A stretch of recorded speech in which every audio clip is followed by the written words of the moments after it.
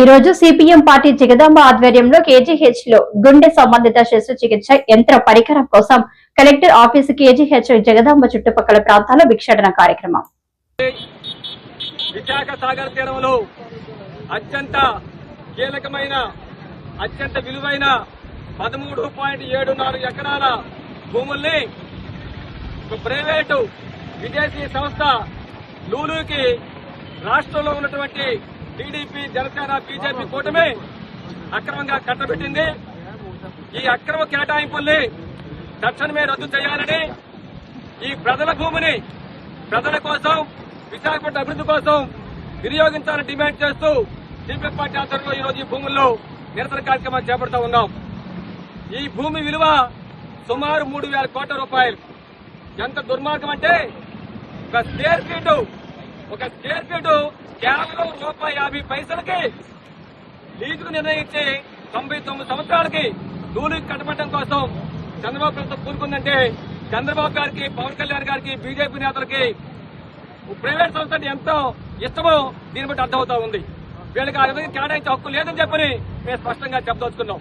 రెండో విషయం, ఈ భూములు సిఆర్జెడ్ పరిధిలో ఉన్నాయి. వీటి ఎటువంటి పరిస్థితుల్లో కూడా ప్రైవేట్ వ్యక్తులు దారదత్తం చేయకూడదు. ఇది నిబంధన. ఇది మన విశాఖ తీరంలో అనేక సైనిక కార్యకలాపాలు జరుగుతూ ఉన్నాయి. ప్రతి సంవత్సరం న్యాయమేళ జరుగుతూ ఉంటుంది. దేశ విదేశాల నుంచి అనేక యుద్ధ విమానాలు, షిప్పులు వచ్చి ఈ ప్రాంతంలో విన్యాసాలు చేస్తూ ఉంటాయి. దేశ రక్షణకి తూర్పు నావికాదళం అత్యంత కీలకమైంది. కాబట్టి దీన్ని సిఆర్జెడ్ పరిధిలో పెట్టారు. ఈ సిఆర్జెడ్ పరిధిలో ఈ భూములు కూడా భూములకి దారదత్తం చేయడం అని చెప్పంటే నీకు దేశ భద్రత పట్టదని చెప్పని మేము చంద్రబాబు గారిని, పవన్ కళ్యాణ్ గారిని, బీజేపీ నేతలు ప్రశ్నిస్తున్నాం. మీకు దేశ భద్రత ముఖ్యమైతే, విశాఖపట్నం ప్రజల భద్రత ముఖ్యమైతే ఈ కేటాయింపుల్ని తక్షణమే రద్దు చేయమని చెప్పని మేము డిమాండ్ చేస్తూ ఉన్నాం. జీవీఎంసీ పరిధిలోని భూములు ఇవి ఎటువంటి పరిస్థితుల్లో కూడా ప్రైవేట్ యొక్క దారదత్తం చేయడానికి వీల్లేదు. ప్రజల అభివృద్ధి కోసం కేటాయించాలి. సుప్రీంకోర్టు కూడా గతంలో ఇటువంటి నిబంధనలు రూపొందించింది. అంటే సుప్రీంకోర్టు ఆదేశాలు కాదు చేయవా, సుప్రీంకోర్టు ఆదేశాలు కాదు చేయవు, సిఆర్జెడ్ నిబంధనలు తొంగలో తొక్కుతావు.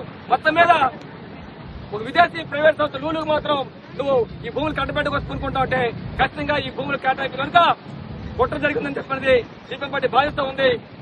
కేంద్ర ప్రభుత్వం వెంటనే జోక్యం చేసుకుని దీని సమగ్రమైన దర్యాప్తు జరిపించాలని చెప్పి డిమాండ్ చేస్తున్నాం. రాష్ట్ర ప్రభుత్వం గాని ఈ భూముల కేటాయింపుల్ని రద్దు చేయకపోతే ఖచ్చితంగా సిపిఎం పార్టీ రాబోయే కాలంలో పెద్ద ఎత్తున ఆందోళన చేస్తుందని చెప్పి మీ ద్వారా హెచ్చరిస్తున్నాం.